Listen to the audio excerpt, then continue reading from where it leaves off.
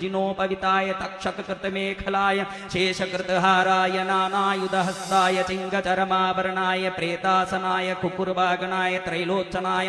आनन्दभैरवाध्यष्टभैरवपरिवृताय चतुष्षष्टियोगिनी मध्यगताय साक्षी क्षेत्रपालाय नाकोडाभैरवाय आपतुद्धारणाय भटुकाय सर्ववाञ्छितपरिपूरकाय मम व्यापारे वृद्धिं कुरु कुरु